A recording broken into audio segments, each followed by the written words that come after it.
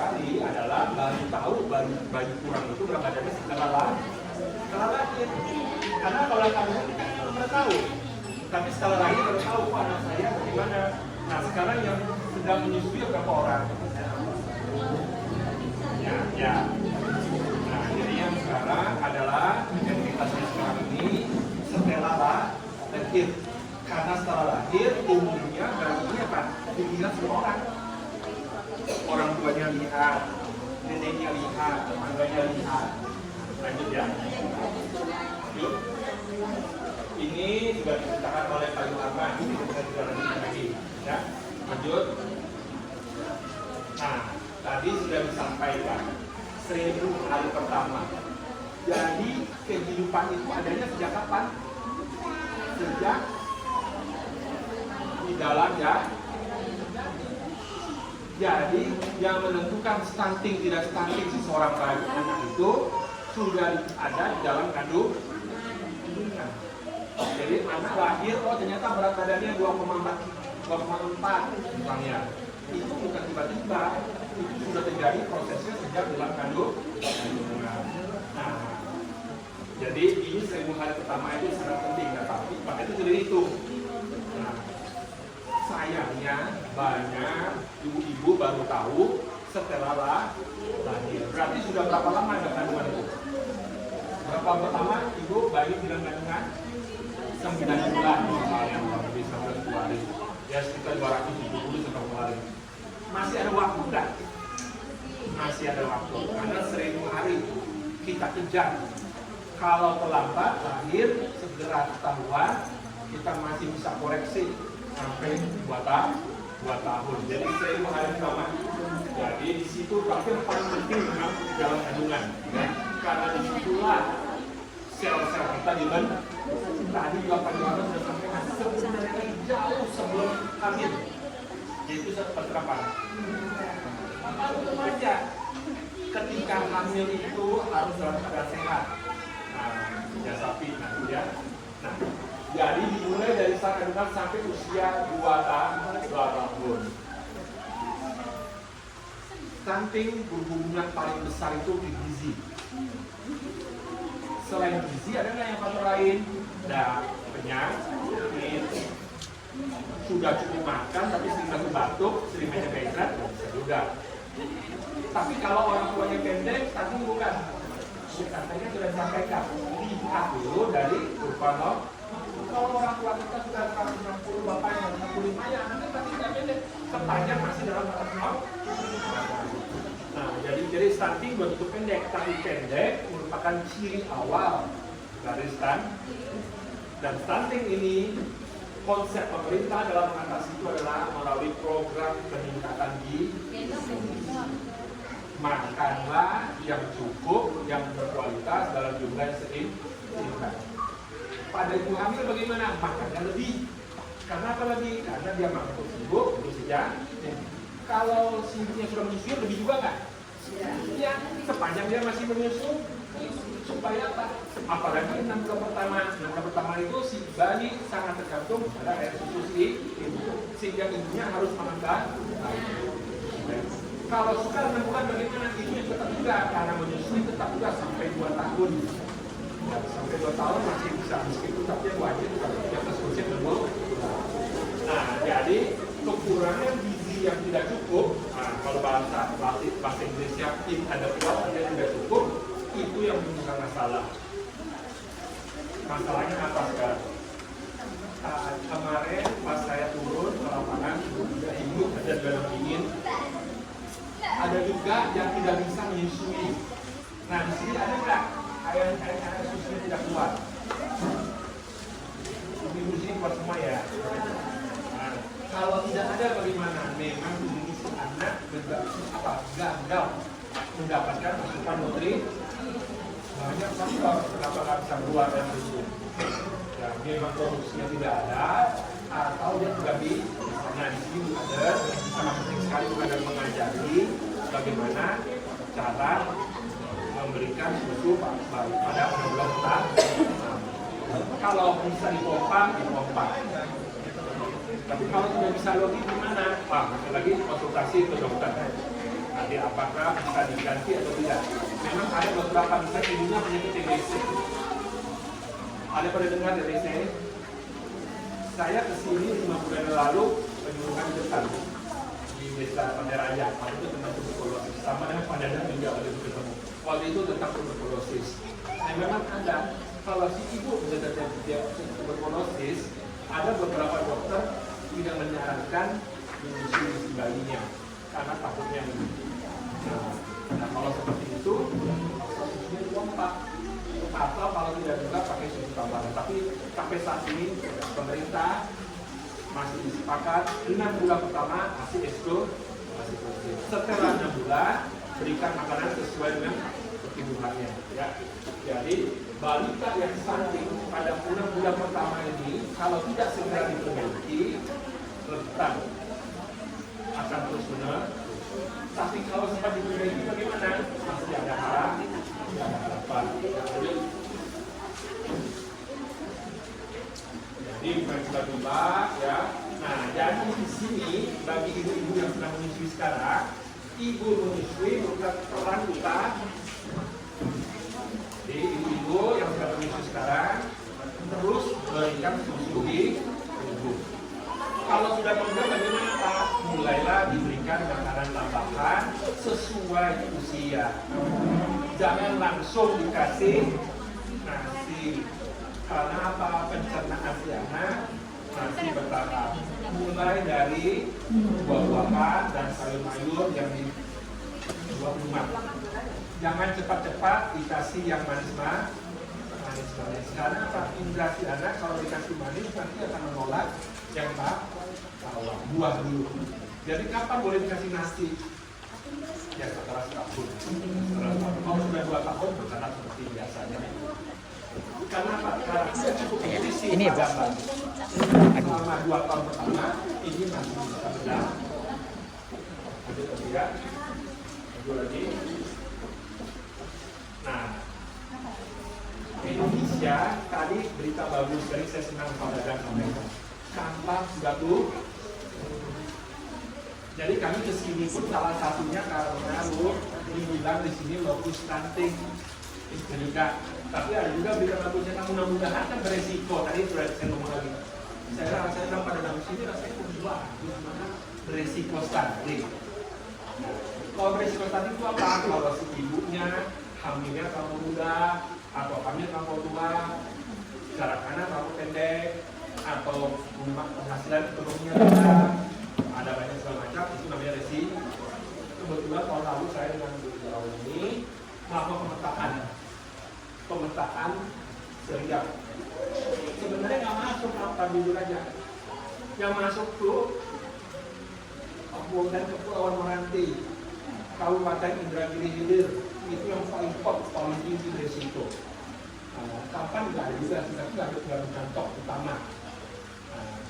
Jadi, tapi tadi karena saya tidak tahu dasarnya apa, kalau tiba-tiba Kampar bisa tinggi, kemudian tahun kemarin saya dengar kabar turun, berhasil sehingga dapat penghargaan. Jadi di situ bisa jadi bukan stuntingnya kalau saya rasa resiko stunting. Ya karena juga stunting itu adalah level juga ya. Kalau stuntingnya benar-benar itu sampai benar-benar 70. Kemarin adik-adik kami sudah pergi ke lapangan, saya nggak menjumpai yang benar-benar stunting sampai benar-benar itu bukan yang harus belajar ya. Akhirnya kata Pak Ade, jangan Pak, ini digilir Pak, kata-kata Pak Ade. Jadi nggak bisa komentar lah itu ya. Oke lanjut. Tapi di Riau memang stunting masih masalah. Ya. Terutama siapa itu yang bermasalah? Terutama orang-orang yang ekonominya relatif rendah. Sehingga dia tidak cukup untuk makan saja tidak cukup. Atau minum air, tapi bukan bilang air bagaimana? Kita masih beberapa orang masih di sini minumnya air sulam ya. Ada beberapa yang bisa minum air sulam. Mungkin air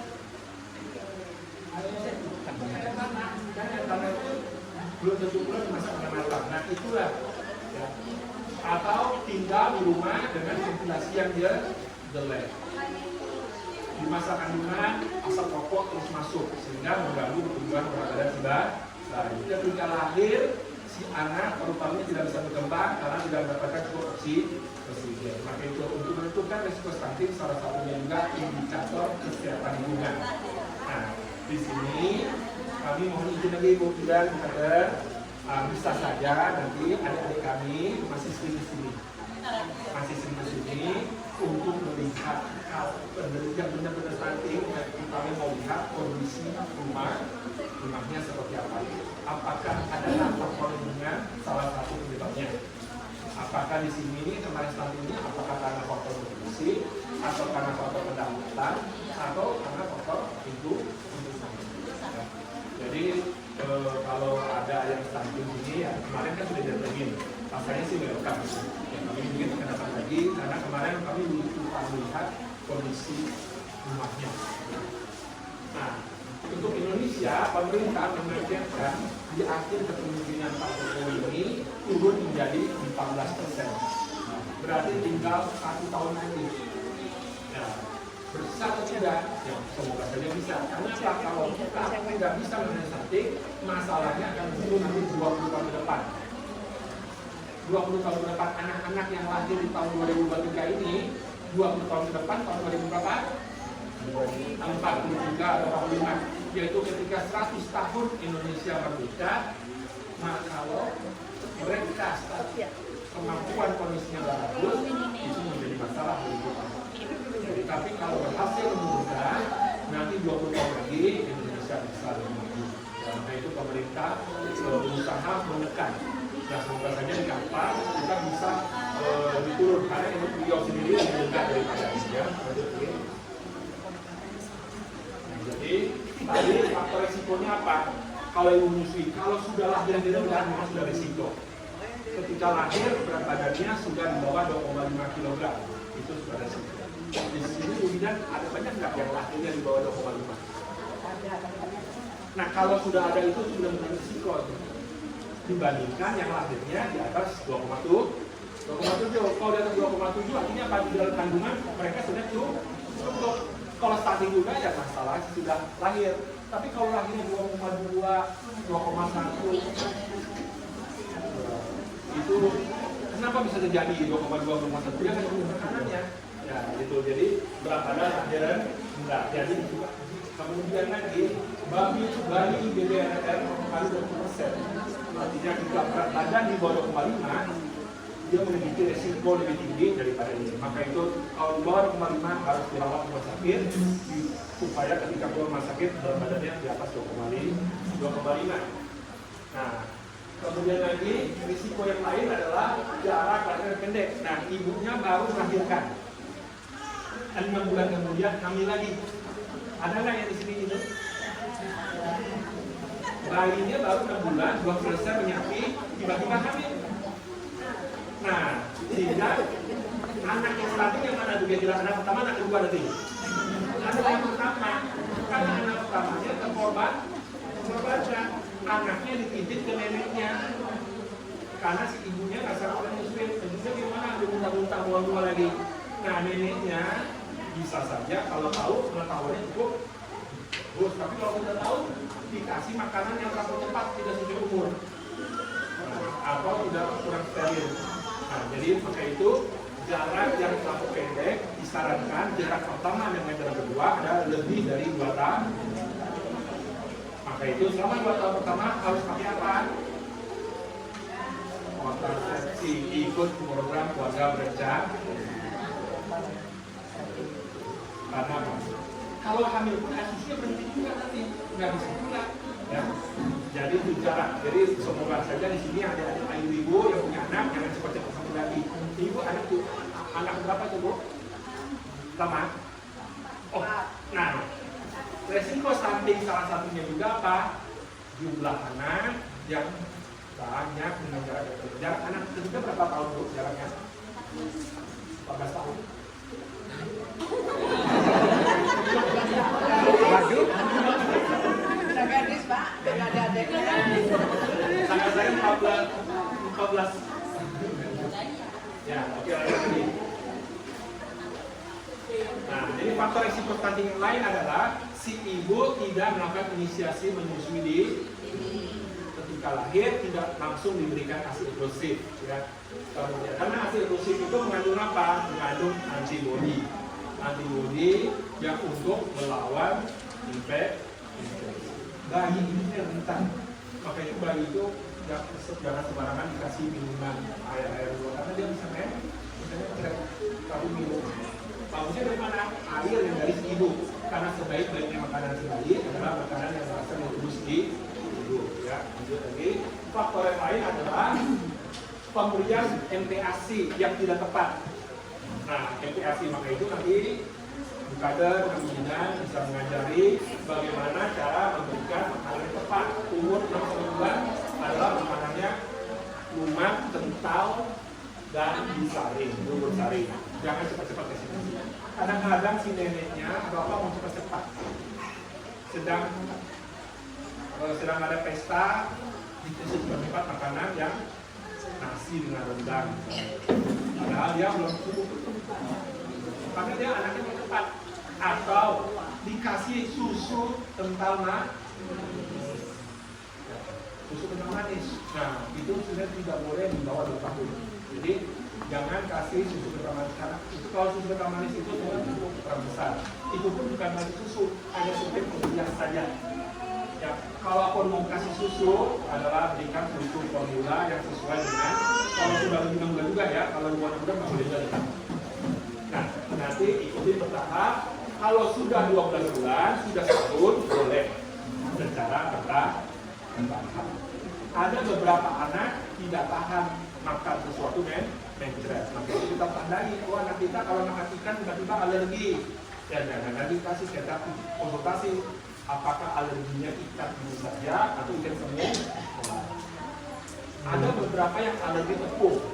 Ibu-ibu saya baru tahu kemarin waktu saya pergi ke Pulau Rempang, ada orang yang alergi makan nasi. Jadi kalau makan nasi, mencret. Saya baru tahu itu, ternyata memang ada. Kalau yang tahu saya, alergi tepung. Alergi tepung itu ada. Bukan itu ada orang yang tidak bisa makan gandum. Nah, ibu-ibu tidak tandain kalau anaknya seperti itu, periksa ke dokter. Apakah dia mengalami namanya celiac disease. Nah, celiac disease itu juga bisa konsumsi itu. Nah, kalau seperti itu, bagaimana Pak supaya nutrisinya cukup? Nah, mesti konsultasi gizi. Ya, oke. Nah, kemudian pantau. Nah, di sini datang terus ke posyandu sebulan sekali. Anak yang sehat bertambah bulan, bertambah berat, bertambah tinggi. Nah, di sini alat ukurnya nanti untuk yang masih bayi, dulu. Kalau yang sudah berdiri, alat ke, nah, lalu kita bandingkan dengan dulu. Nah, kemudian nanti imunisasi. Ikuti program imunisasi yang dilakukan oleh pemerintah. BCG, BPD, polio wajib. Nah, ada beberapa mungkin sudah masuk pula MMR atau influenza. Nah, tapi itu tergantung kebijakan dari dinas kesehatan. Karena apa? Kalau sakit infeksi berat badan akan berpengaruh.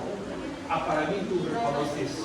Maka itu kalau BCG bayi lagi itu harus supaya karena penyakit TBC hampir kita ini satu di antara 2 orang kita ini mengandung bakteri TBC.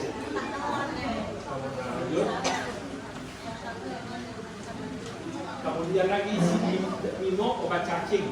Nah, kalau si bayi sudah umur setahun sudah boleh diberikan 12 bulan setahun juga kan, setahun boleh diberikan obat cacing. Karena kalau si bayi setahun anaknya sudah mendapat merangkak-rangkak.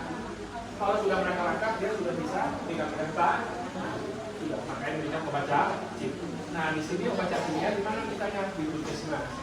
Nah, kalau bisa kalau obat cacing yang sirup sih, ya karena kalau tablet kadang-kadang memang susah. Ya.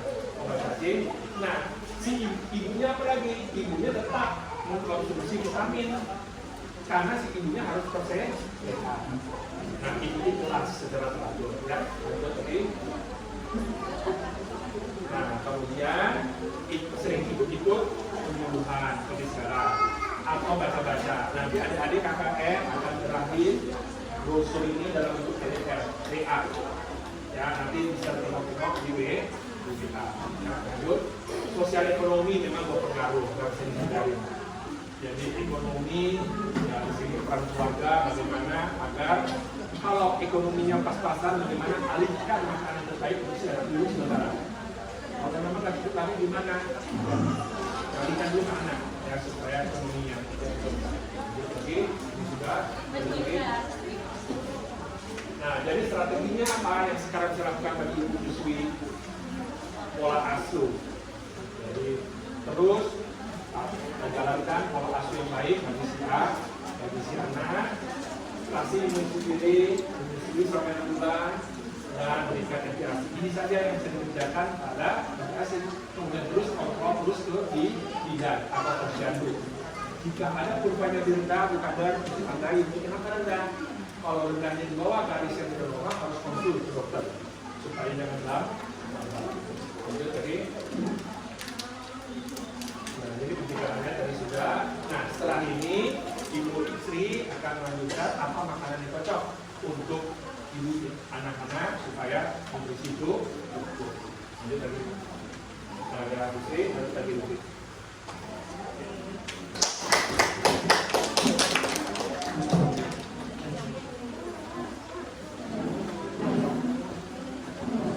Baik, terima kasih kepada Dr. Sianto yang telah menyampaikan. Dr. Sri Wahyuni, MKes. Kepada Dr. Sri Wahyuni, Dr. Depan dipersilakan.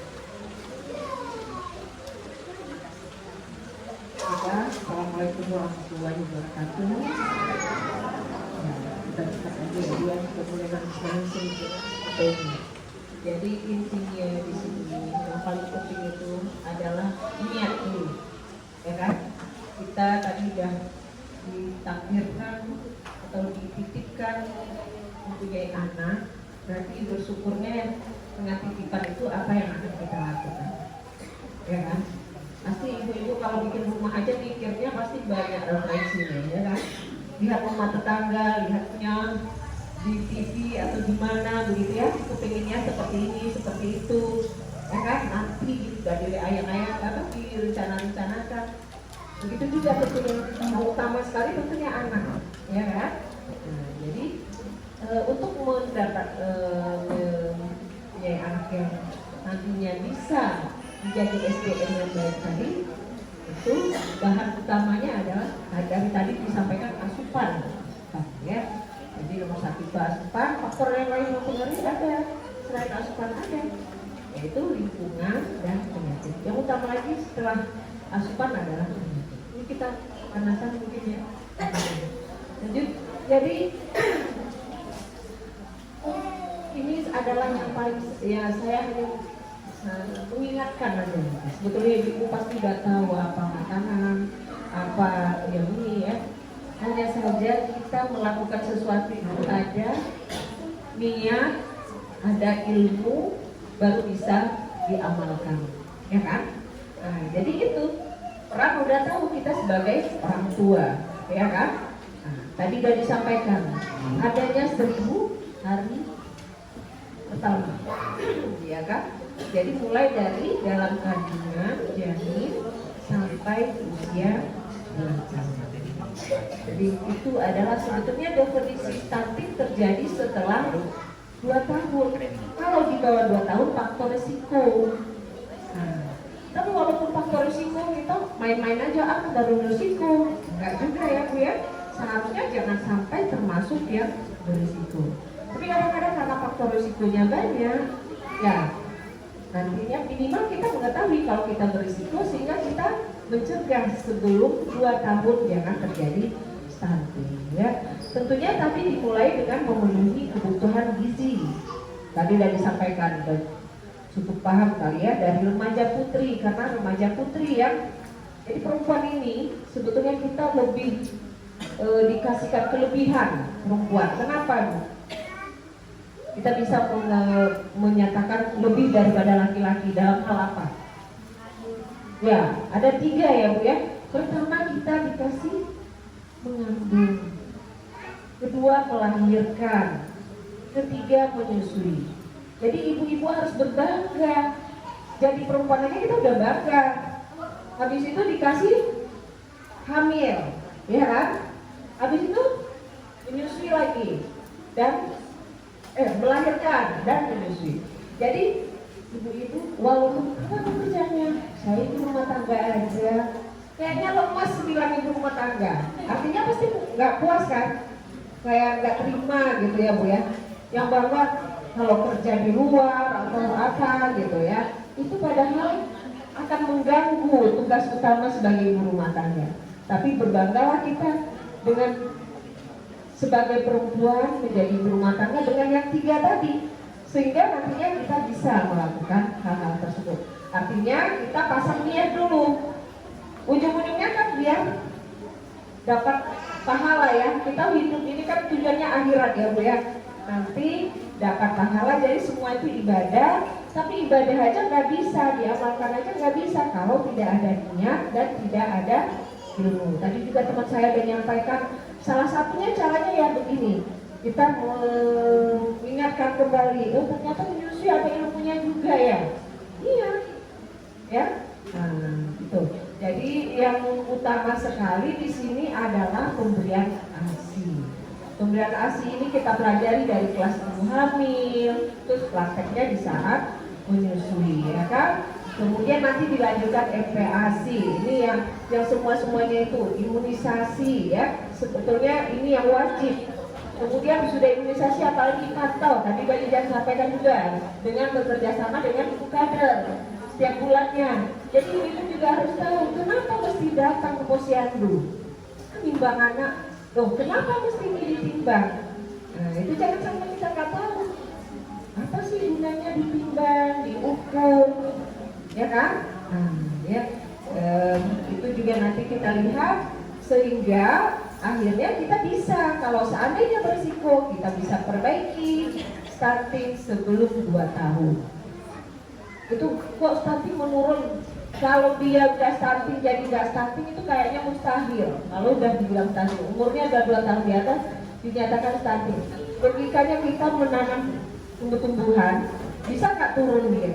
Seharusnya kan enggak ya, malah naik ya. Tapi kalau udah dinyatakan itu bonsai yang udah memang kerdil, bisa ditumbuhin lagi?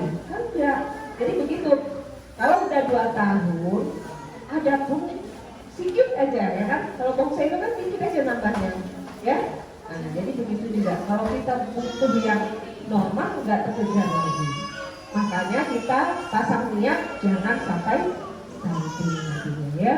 Kemudian selain asupan ada perilaku tadi yang udah kesehatan ya. Kemudian ya itu nomornya salah itu ya, terakhir menambah itu. Jadi tadi udah cukup diulang-ulang ya Bu. Jadi Ibu paham. Lanjut, baru kita masuk ASI ya. Supaya ibu-ibu yakin ASI tersebut bisa ternyata untuk 6 bulan, di sini ada beberapa penelitian ya, salah satunya ini menyatakan ya, dilihat anak yang stunting dengan anak yang tidak stunting itu ternyata ya, nah ini ada beberapa faktor yang menyebabkan lahirnya berat badan lahir rendah, tadi dari disampaikan teman saya juga ya. Ini pembuktiannya ya kan, ada 19,3 kali dibandingkan anak yang tidak stunting, bukan berisiko kalau udah lahirnya BBLR, ya kan? Nah, tidak dibuktikan. Kemudian diukur lagi panjangnya, logikanya aja udah startnya aja udah kurang ya. Lanjut. Selain daripada itu ada lagi tadi asupan. Nah, ini makanan zat gizi itu terdiri dari sumber energi, karbohidrat, ya, protein, lemak, mineral dan vitamin. Ibu pasti sudah tahu ya kan? Nah, hanya saja itu jenisnya, tapi fungsinya mungkin ibu kurang paham. Gimana? Apa sih bedanya karbohidrat, protein, lemak gitu ya? Ya. Kalau untuk sumber energi tentunya adalah karbohidrat. Itulah yang nasi kita makan, ya kan? Tapi kalau kita dalam hal menanam pun kita pasti tahu mana yang bisa menumbuhkan, mana yang bikin bunganya cantik, daunnya cantik gitu kan Bu. Kalau anak juga begitu, kita manusia juga begitu. Jadi kalau kita supaya berenergi tentu kita harus makan karbohidrat bukan supaya kuat. Tapi kalau untuk supaya tumbuh bukan karbohidrat aja. Jadi anak udah makan, udah apa makannya nasi? Gak bisa, nasi aja. Pakai apa? Pakai kerupuk lagi misalnya kan? Jadi harus ada yang buat dia tinggi. Apa itu? Protein. Sebetulnya kalau ekonomi saya sampaikan sebagai penyebab stunting, nggak cukupnya asupan untuk anak-anak kita, saya rasa nggak lagi. Karena kita semua aja beli pulsa untuk HP aja berapa sebulan kalau dihitung sanggup. Hanya saja kalau mau kita jujur mungkin pengetahuan kita kurang memahami apa jenis makanan yang untuk anak saya biar bisa tumbuh, gitu ya kan? Karena mungkin kita pasti bisa beli, cuma kadang-kadang salah beli ya Bu ya. Gitu. Jadi di sini ini dinyatakan kan energinya harus cukup, walaupun nasi itu secukupnya. Kemudian ditambah dengan protein. Jadi makan itu harus pakai lauk. Proteinnya, ya kan? Itu ada penelitian menyatakan itu terbukti semua. Yang di sebelah sini itu adalah perkaliannya dibandingkan anak stunting dengan tidak stunting, ternyata yang tidak cukup energinya itu menyebabkan 9,5 kali dia akan risiko, ya kan? Kemudian selain protein itu apa sumbernya? Banyak. Telur, ya kan? Kemudian apa lagi? Ikan yang paling penting. Tadi bilang ikan lele ini rasanya. Iya. Nah, makanya ikan lele itu tinggi sekali proteinnya. Ikan gabus, ya kan? Ya. Terus kalau yang dari hewani itu, kalau dari tumbuh-tumbuhan, tempe, tahu, susu kedelai, ya kan? Sebetulnya ada di dekat kita. Hanya saja kadang-kadang yang salahnya kadang lagi begitu pemantauan di posyandu, ini anaknya kurang nih berat badannya, terus apa? Atau tadi betul, misalnya tingginya kurang nih Bu, tapi nggak tahu makanya nasinya yang ditingkatkan. Kalau nasi yang ditingkatkan, anaknya bukan tumbuhnya ke atas, tetapi ke samping. Jadinya yang disebut kalau ke samping obesitas. Kenapa? Karbohidrat kalau dimakan berlebihan, dia ada disimpan dalam bentuk lemak. Jadi orang kadang-kadang salah, orang nggak bisa ngomong ya, saya nggak ada makan lemak. Jadi kadang-kadang beranggapan lemaknya dia karena makan lemak yang banyak. Padahal sumber lemak bukan dari lemak saja, yang bikin obes itu biasanya lebih ke arah makan nasi yang berlebihan. Gitu. Jadi kalau memang ke samping yang kurang, boleh ditambah nasi. Tapi kalau ke atas dia kurang, proteinnya. Protein apa? Terutama hewan Bu. Jadi nggak bisa tempe sama tahu aja. Kasih ikan. Gitu. Kalau perlu anak itu, kalau bahasa kampung kami kudok namanya dimakan ikan aja ya. Kalau kita malah makan pula di rumah, kalau makan anak kita makan misalnya meja, terus diambilnya ikan aja, nasinya dikit aja lah Bang, nonton ya kan, dimarahin atau apa salah ya. Jadi kalau dia mau makan ikan, kalau misalnya beratnya ada cukup, nggak apa-apa ikan aja, gitu. Ya itu sebetulnya nggak perlu Mbak. Oh, apalagi nggak ada masalah kalau orang dewasa, iya ada sakit jantung, ada hipertensi, ada apa, ada pantangan. Tapi kalau anak-anak enggak. Jadi yang mitos itu menyatakan makan ikan tadi bukan, ya kan? Kadang-kadang ada mitos lagi ya Bu ya. Kadang kita reuni hanya dengan ikan, tetapi kok bisa serati, ya kan? Ya di samping itu kalau tadi ada kan karbohidrat, protein, lemak udah ya. Mineralnya apa? Di situ ada namanya zinc dan zat besi. Jadi memang kita butuh zat besi itu dari hamil, ibu hamil aja makanan yang cukup aja juga harus makan suplemen yang diberikan ibu kadang sampai habis melahirkan ya. Nah itu wajib untuk 90 hari itu ya. Jadi karena memang dibutuhkan untuk pembentukan sel darah merah. Lanjut. Video pertanyaan ini ya, ini yang menyatakan penelitian menyatakan di sebelah sininya stunting, tidak stunting, ada yang kekurangan energi, protein, zinc dan zat besi itu yang paling utama makanya zat besi. Jadi gizi itu ada jenis, jumlah, dan jadwal. Makan 3 kali sehari, jenisnya tadi udah ada ya, protein hewani terutama, kemudian jadwal 3 kali sehari, makan pokok 2 kali seringan. Dulu di Pakistan ada, kalau sore-sore kita makan apa gitu kan Bu, bikin apa, itu bukan dari pagi begitu. Jadi pagi ada lagi jadi sebetulnya yang utama sekali adalah ibu-ibu kan menyusui semua ya. Jadi buktinya menyusui itu sudah benar atau tidak, timbang berat badan anaknya. Kalau cairan cukup atau tidak, anaknya tipis atau tidak. Kalau cukup makan, ada BAB apa tidak ya kan. Kalau ditipin anak sama asisten di rumah, udah makan, udah. Tapi nggak ada BAB, berarti nggak makan, bohong ya kan? Jadi nggak akan percaya aja, udah makan. Nah, tengok bawa tudung habis, oh iya udah makan. Padahal makan asistennya ya kan. Tapi kalau tengok udah ganti pampasnya, berarti iyalah. Apalagi kalau ada beraknya memang langsung kita lihat banyak, berarti banyak makannya ya kan. Nah, jadi jangan mau ini. Jadi yang utama itu kadang-kadang itu tadi dalam hal memberikan ASI, anaknya menyusui Bu, menyusui. Tapi kok nggak naik berat badannya? Berarti ada yang salah. Nyusuinya ya menyusui gitu aja Bu, menghabiskan apa namanya tuh profesinya aja menyusui ya. Tapi harus terbukti ya kan? Apa buktinya? Lihat berat badan anaknya, ya kan? Lihat pertumbuhan anaknya baru. Jadi sekarang ASI eksklusif apa Bu? Bu udah tahu ASI eksklusif? Apa?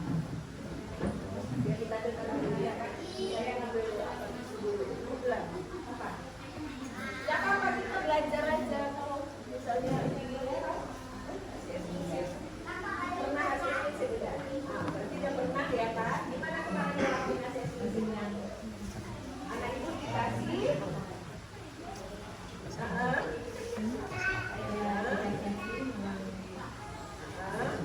terus 6 bulan.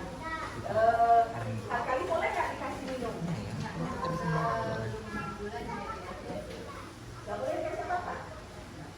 Setelah 6 bulan. Ya, kalau sebelum itu gak boleh. Terus gimana pertumbuhan anak ini? Yang pengalaman ini?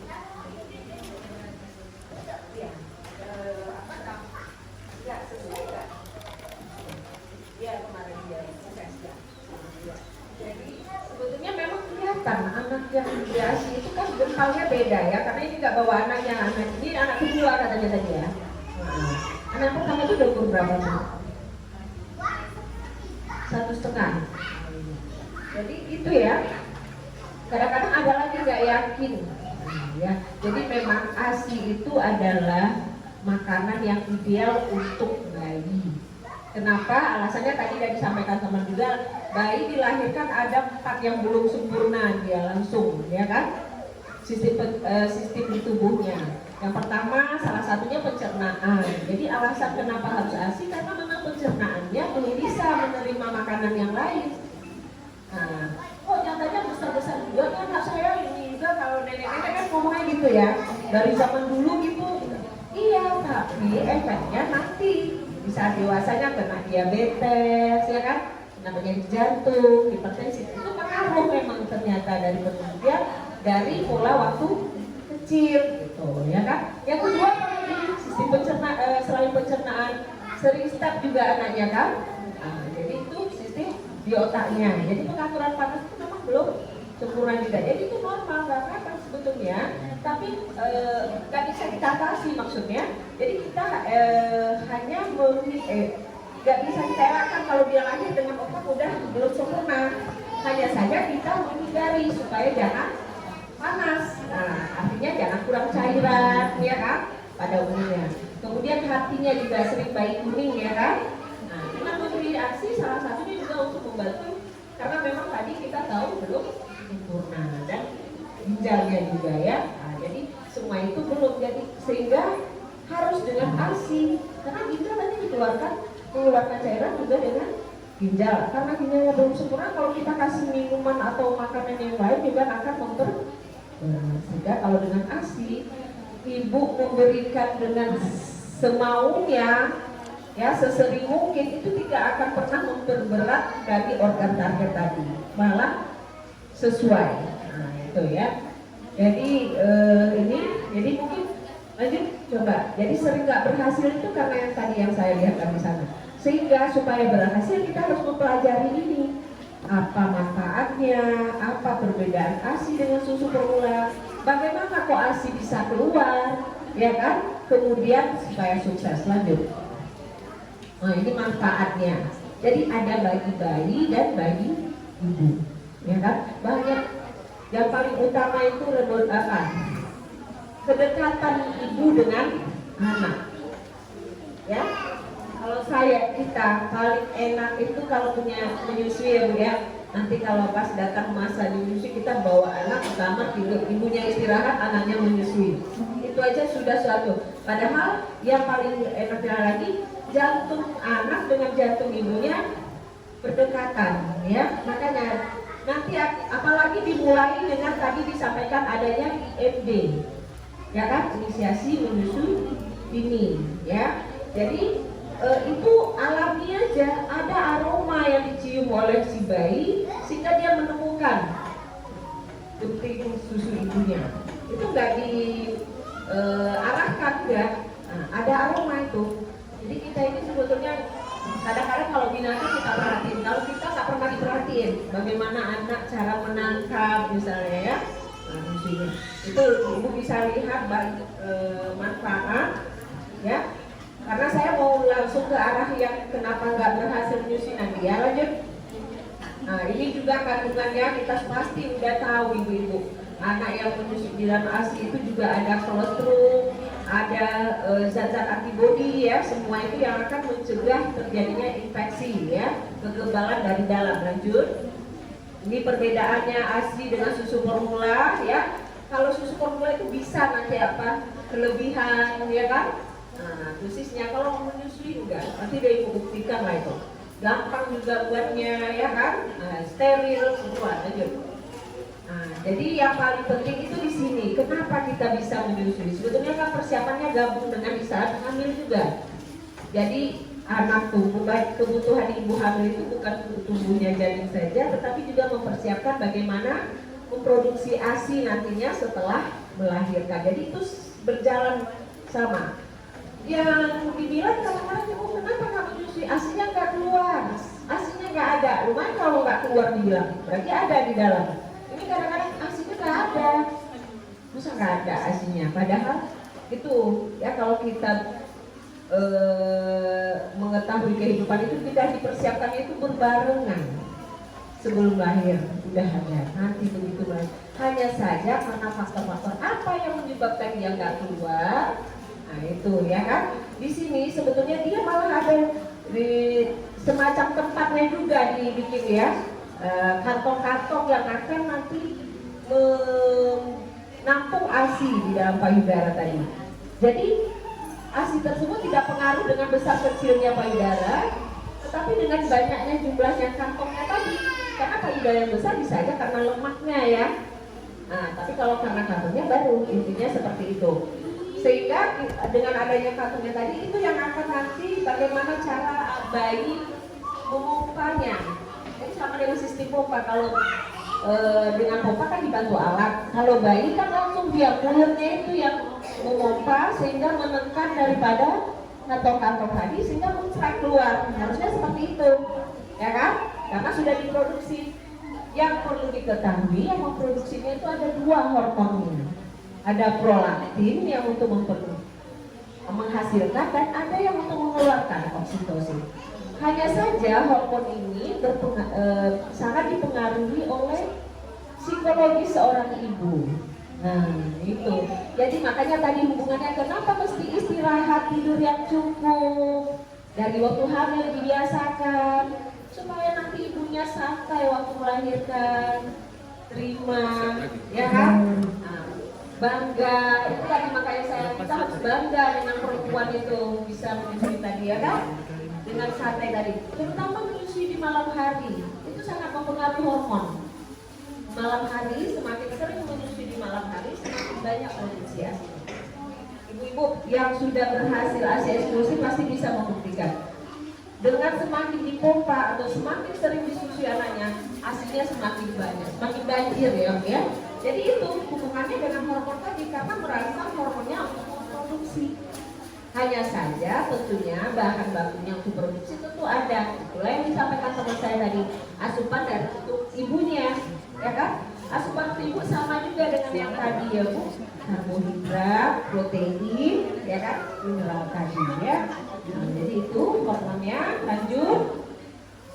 Kalau misalnya agak terkendala bisa untuk merangsang hormon oksitosin itu dengan memijit di belakangnya. Ya, itu minta bantu, bisa dipijit ya, kadang-kadang masih kenapa nggak stres ibu-ibu. Jadi banyak yang dipersiapkan mau melahirkan itu, ya kan? Ya kan Bu? Yang utama sekali seharusnya BPJS. Ibu-ibu udah yang melahirkan harus punya BPJS karena itu juga akan mempengaruhi nanti. Saya nanti melahirkannya gimana ya? Ya kan? Nah, antara hidup atau mati itu ya Bu ya. Jadi bukan saya nakut-nakutin karena kita memang semuanya berubah. Dengan kita ikut asuransi kesehatan atau udah tahu nanti kita di mana kita persalinan, itu akan mengurangi tingkat stres daripada kita. Lanjut. Ya. Jadi ini intinya di sini posisi menyusui itu jangan hanya ngomong-ngomong aja. Karena kalau sudah terjadi misalnya lecet itu disuruh menyusui pun kadang-kadang nggak mau ya kan? Jadi gitu ya. Jadi yang benar itu adalah yang di sebelah sana. Kalau ini kan dia, jadi akan luka nanti. Lanjut fotonya saja. Akibatnya kalau luka itu karena perlengketan dan posisi. Lanjut. Nah, perlengketan posisi ya.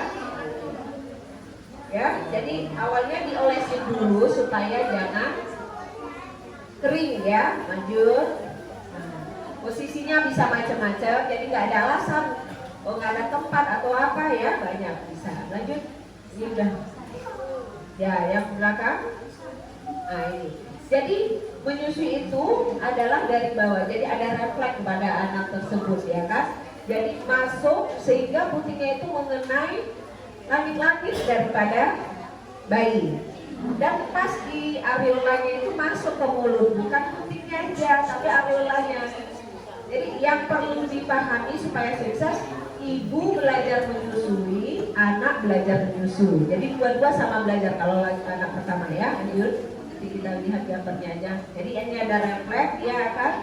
Refleksnya ini ya harus kita rasa. Ya setelah dia mendapatinya itu nanti dia akan menghisap.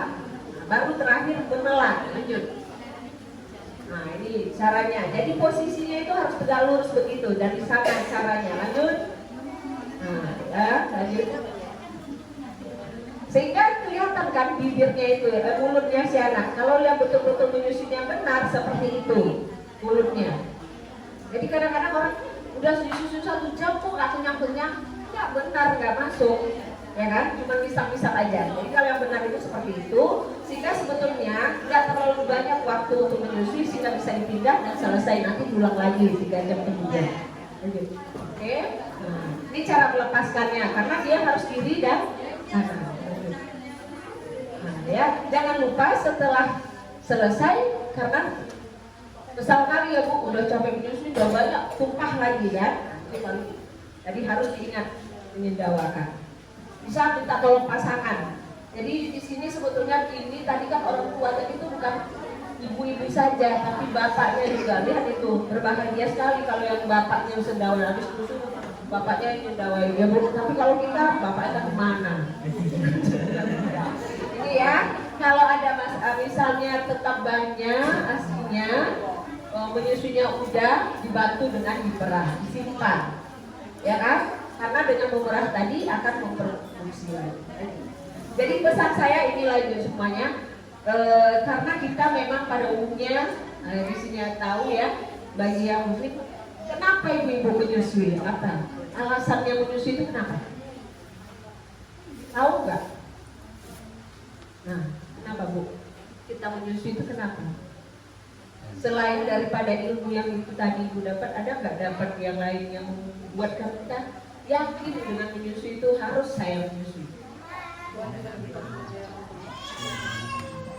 Ibu tahu cerita Nabi Musa. Nabi Musa terpisah dari orang tuanya, tetapi terakhir dia harus menyusui dengan ibunya, ditemukan lagi dengan ibunya. Nanti kita sama-sama lihat saja dalam Al-Quran ya, surat Al-Qasas 7-12, cerita Nabi Musa dihanyutkan, kemudian ternyata memang ada perintah untuk menyusuinya itu ibunya, dan ditemukan lagi. Kemudian dalam Al-Baqarah juga dinyatakan kita itu menyusui 2 tahun. Jadi ya, dan ada lagi di kalau nggak salah itu katanya hanya guncangan yang bisa memisahkan seorang ibu sedang menyusui dari ibunya. Guncangan itu adalah hari kiamat. Jadi itu adalah menginformasikan kepada kita tandanya wajibnya menyusui. Kalau saya rasa itu ya, kita bisa bangga, anak-anak kita juga bisa bangga menyatakan kepada temannya, kalau saya dulu di ASI eksklusif waktu kecil, kita pun cerita, anak saya panutannya ASI eksklusif, gitu. Bukan harta yang lain yang kita banggakan. Mungkin itu yang bisa saya sampaikan. Saya tutup. Wassalamualaikum warahmatullahi wabarakatuh. Terima kasih.